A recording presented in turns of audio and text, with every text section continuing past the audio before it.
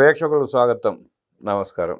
Amaravati bill చట్టబద్ధత అంశం మీద చర్చ సందర్భంగా పార్లమెంట్లో మిథున్ రెడ్డి మాట్లాడుతూ అమరావతికి మద్దతు ఇవ్వకుండా బీజేపీ మాకు ద్రోహం చేసింది, వెన్నుపోటు పొడిచిందంటూ ఆయన మాట్లాడిన తీరును విశ్లేషించడానికి మనతో కూడా ఉన్నారు సోషల్ యాక్టివిస్ట్ శ్రీలీల గారు. వారిని అడిగి మరిన్ని విశేషాలు తెలుసుకుందాం. నమస్తే శ్రీలీల. అమరావతి చట్టబద్ధత మీద ప్రశ్నించకుండా, మాట్లాడకుండా, అంశాలు లేవనెత్తకుండా మిథున్ రెడ్డి వైఎస్ఆర్ కాంగ్రెస్ పార్టీ ఎంపీ కల్తీ మద్యం కేసులో ముద్దాయి, వేల కోట్ల రూపాయలు దోచుకున్న ముద్దాయి, భూముల ఆక్రమణ, ఈ చిత్తూరు జిల్లాను సర్వనాశనం చేశారు, అడవులు ఆక్రమించుకున్నారు, రకరకాలుగా ఆయన శుద్ధపోసు కబుర్లు చెప్తా బీజేపీ మాకు ద్రోహం చేసింది అంటున్నాడు. అంటే ఏ విషయంలో ద్రోహం చేసి ఉంటుంది బీజేపీ వాళ్ళని? అంటే ఇప్పుడు మనం అనుకున్నాం కదా, ఏదైతే ఈ రెవెన్యూ భూములు కానివ్వండి, ఫారెస్ట్ భూములు కానివ్వండి, ఈ కల్తీ మద్యం కానివ్వండి, ఇంకా వీళ్ళు చేసిన ఫైల్స్ దహనం కానివ్వండి, అది ఆఫీస్లో మదనపల్లి ఫైల్స్ అన్నీ కూడా ఎక్కడా కూడా మరి ప్రభుత్వం చర్యలు సరిగ్గా తీసుకోలేదు. ఇప్పుడు ఏదైతే మనం రాష్ట్రం గురించి ఒక ఆమోదం తెలపడం కోసం చట్టబద్ధత తెచ్చుకుంటున్నామో, వీళ్ళ కేసుల మీద కూడా అలా చేస్తే బాగుండిద్దండి. వీళ్ళ కేసులన్నిటి మీద కూడా వైఎస్ జగన్మోహన్ రెడ్డి దగ్గర నుండి వాళ్ళ ఎమ్మెల్యేలు, ఎంపీలు అందరూ ఎన్ని అరాచకాలు చేశారో వాటన్నిటి మీద ఒక చట్టబద్ధత తీసుకురావాలని కేంద్ర ప్రభుత్వం దగ్గర వినతి పత్రం సమర్పించాలి. జగన్ రెడ్డి దొంగల ముఠా కోసం ఒక చట్టం చేయాలి, స్పెషల్ గా. ఇప్పుడు నేరము శిక్ష. ఇప్పుడు ఆల్ రామకృష్ణారెడ్డి ఉన్నాడు, ఏం చేశాడు చెప్పండి? నారా చంద్ర అసలు లేని ఇన్నర్ రింగ్ రోడ్డు గురించి నారా చంద్రబాబు నాయుడు గారి మీద వీళ్ళు ఏ అవినీతి చేసి అసలు 80% కూడా ఆయన బిల్డింగుల్ని కంప్లీట్ చేయకుండా దాంట్లో ఏదో జరిగిందా? మరి 5 ఏళ్ళు ఏం గాడిదలు కాశారా మీరు? గాడిదలే కాశారుగా. ఆ గాడిదలుగా అయిపోతే మరి 5 ఏళ్ళు మీరే చచ్చారు కదా. మరి అప్పుడు నారా చంద్రబాబు నాయుడు గారి మీద చర్యలు తీసుకోవచ్చు కదా, అవినీతి జరిగింది అమరావతిలోని. ఇప్పుడు ఎందుకు ఈ బోడి కేసులన్నీ బోడేషాలు వేసుకుంటా ఈ కరకట్ట కమలహాసనం వీళ్ళంతా పిచ్చి కేసులు పెడితేనే హైకోర్టు కూడా మొట్టికలేసి మెట్టుతో కొట్టిన సమానం చెప్పి కొట్టేసింది. అయినా కూడా ఈ కరకట్ట కమలహాసన్ కి, ఈ ఎంపీ మిథున్ రెడ్డి లాంటి వాళ్ళకి బుద్ధి రాదు, వీళ్ళకి బుద్ధి లేదు అంటున్నారు అందరూ. మరి ఇట్లాంటి బుద్ధి లేని వాళ్ళకి మరి ఏం చెయ్యాలి, ఏ విధంగా చెప్పాలి? ఈ రోజున వీళ్ళకి ఈ మిథున్ రెడ్డి నిజంగా ఈయనకి బుర్ర పనిచేస్తుంటే, నిజంగా ఈయన ఈ విధంగా ఇక్కడ ఎంపీగా స్థానంలో ఉండి మాట్లాడుతున్న వ్యక్తి అయితే ఏం చెప్పాలండి? 5 సంవత్సరాలు వైఎస్ జగన్మోహన్ రెడ్డి చేయలేని పనిని మీరు చేశారు, మా రాష్ట్రానికి అమరావతి రాజధానిగా రావటం మాకు సంతోషం అని చెప్పాల్సింది పోయి ఇట్లాంటి కారుకూతలు పిచ్చి మాటలన్నీ మాట్లాడుతుంటే, ఈ రోజున రాష్ట్రంలో జగన్మోహన్ రెడ్డి అక్కడ ఢిల్లీలో వీళ్ళు పరువు వాళ్ళే తీసుకున్నారు నిట్ట నిలువున. ఒక పార్టీ ఏడ్చింది, సరే ఎవరిదో కొట్టేశారు మీరు, పార్టీ మీకంటూ పెట్టడం చేత కాదు, దాన్ని నడిపించుకోవడం కూడా చేత కావట్లేదుగా.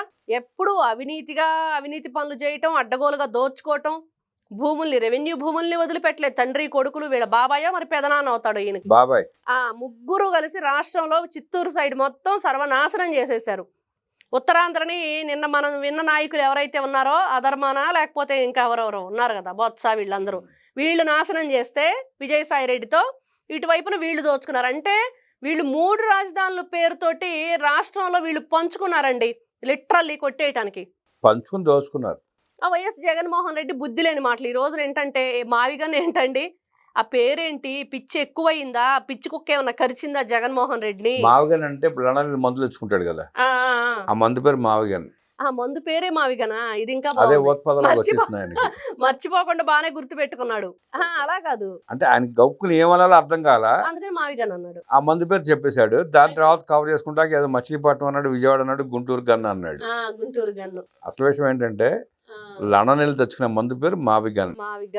జగన్ అంటే మహిళల్ని కాపాడటానికి గన్ అంటే ముందు జగన్ వస్తాడా అని రోజు అప్పుడు ఏదో రికార్డ్ డాన్స్ చేసి చెప్పింది. ఆ గన్ను రాలేదు, ఈ గన్ను రాలేదు, ఇప్పుడు మాత్రం మావి గన్ను వచ్చింది. వీళ్ళ గన్నులు ఎప్పుడు వచ్చినాయి అంటే మహిళల మీద అఘాయిత్యాలు చేయటానికి. ఇప్పుడు అబ్బాయి అమర్నాథ్ గౌడ వాళ్ళ అక్కని ఇబ్బంది పెడుతున్నారంటేనే కదండి ఆ రోజున క్వశ్చన్ చేశాడు. మరి అబ్బాయి నిట్టనిలున్న పెట్రోల్ పోసి తగలబెట్టేశారు కదా, అప్పుడు ఏ గన్ను వచ్చింది?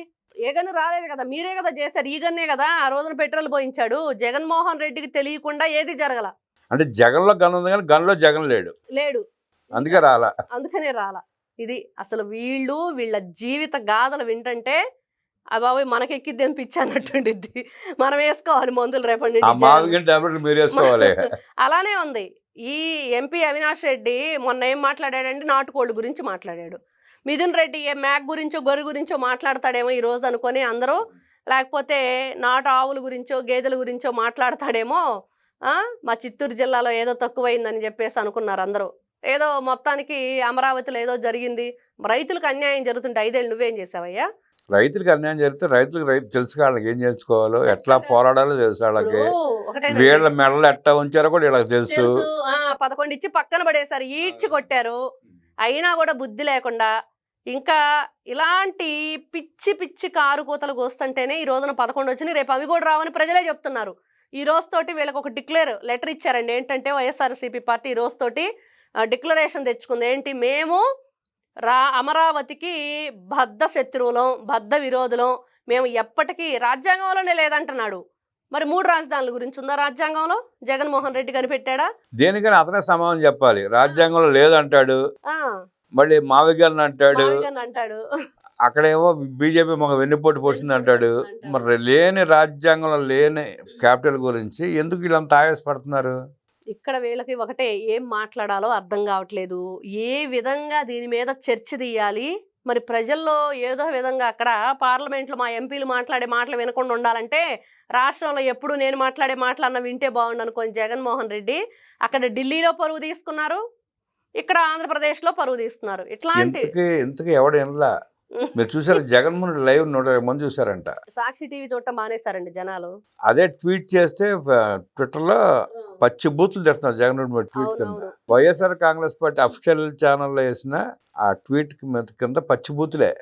మరి తిట్రా, కనిపిస్తే కొడతారు. ఈ రోజున అమరావతి రైతులు ఏదో మంచితనంగా ఊరుకుంటున్నారు కానీ జగన్మోహన్ రెడ్డిని ఉరికించి కొట్టాలి, చెప్పులు చాట్లు చీపుర్లు తీసుకొని. అట్లాంటి పనులు చేశాడు ఈ వ్యక్తి.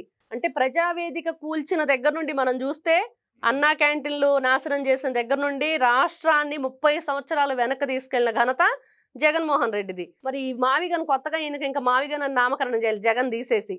ఈ మావిగన్ మాటలు వింటా ఉంటే ఇంకా అయోమయం జగన్నాథం. ఈ జగన్నాథం ప్రెస్ మీట్ వింటే మనకు పిచ్చి పట్టిద్దిరా బాబు అని ఎవరు వినని పరిస్థితి. అంతేనండి, ఆయన మాటలు వింటే మనకి ఉన్న బుర్ర కూడా పోయిద్దిరా బాబు అన్న పరిస్థితి అనమాట. కాబట్టి ఈ మావిగన్ అంటే కొత్త పిచ్చిగాడు పొద్దెరగడు అన్నట్లుగా, పుట్టే వాళ్ళకేమో అన్న, పెరిగే వాళ్ళకి తమ్ముడు ఈ జగన్మోహన్ రెడ్డి. అదే కదా మాట్లాడతాడు ఆయన.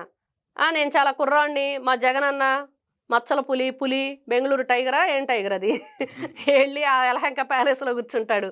కాబట్టి ఈ మావిగన్ మాటలు ఏంటంటే మనకి ఉన్న బుర్ర కూడా పనిచేయకుండా పోయిద్ది. కాబట్టి జగన్మోహన్ రెడ్డి ప్రెస్ మీటు, వాళ్ళ ఎంపీలు చెప్పే మాటలు వినకుండా మన రాష్ట్రం ఎలా బాగు చేసుకోవాలి, ఇట్లాంటి వాళ్ళకి ఎలా బుద్ధి చెప్పాలి, యువతకి మనం ఇవన్నీ ఒక లెసన్స్ లా మనం చెప్పాలి. ఇది మాత్రం బాధ్యత అందరి మీద ఉంది. రాష్ట్ర పౌరులుగా మన రాష్ట్రానికి మనం ఏ విధంగా రుణం తీర్చుకోవాలి, నారా చంద్రబాబు నాయుడు గారు చేసే కృషికి మనం ఎట్లా ఆయనకు రుణపడి ఉన్నాము, మరి ఆ రుణాన్ని ఎలా తీర్చుకోవాలంటే ఖచ్చితంగా వైఎస్ జగన్మోహన్ రెడ్డి జే బ్యాచ్ ఏదైతే ఉందో, వీళ్ళు రాష్ట్రానికి చేసే ద్రోహం, అన్యాయం, తలపెట్టే కీడు, వీటన్నింటినీ కూడా ముందు తరాల వాళ్ళకి మనం చెప్తూ, వీళ్ళ మీద వాళ్ళు ఈ రోజున జల్లికట్టు గురించి తమిళనాడులో ఏ విధంగా ప్రతి ఒక్కరూ ఒకే తాటి మీదకి వచ్చారో, మన ఆంధ్రప్రదేశ్ యువత ప్రతి ఒక్కరు కూడా ఒకే తాటి మీదకి వచ్చి వీళ్ళకి చెప్పుతో కొట్టినట్టు సమాధానం చెప్పాలి. మీరంటే గుర్తొచ్చింది, జగన్మోహన్ రెడ్డి ఎర్రటి షర్ట్ వేసి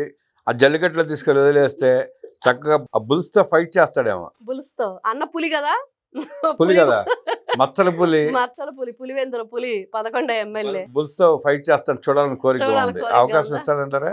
వైఎస్ఆర్సీపీ పార్టీ వాళ్ళు కోరుకోవాలి. ఆయన మాటలు చవటానికి ఈ రోజున ఉస్కో అంటే వెళ్ళి బాత్రూంలో తలుపేసుకొని దాక్కుంటాడు. రమ్మనండి జగన్మోహన్ రెడ్డిని, ఆ బుల్స్ దాకేందుకు మన ముందుకు రమ్మనండి.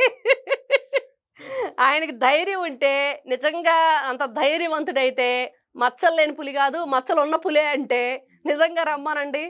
ఇట్లాంటి వ్యక్తులు కమేడియన్లా మిగిలిపోయాడు తప్పించి వ్యక్తి ఎక్కడ ఈయన వల్ల ఉప్పుగల్లంత ఉపకారం కాదు కదా. కనీసం ఇంట్లో చెల్లికి తల్లికి న్యాయం చేయలే నువ్వు, నీ ఇంటిని సరిదిద్దుకోలేని నువ్వు. ఈ రోజున మీరు గమనించారో లేదో, ఒక న్యూస్ పేపర్లో ఆర్టికల్ వచ్చింది, ఎవరిని నేను అని, ఇంతకీ నేను ఎవరిని అని.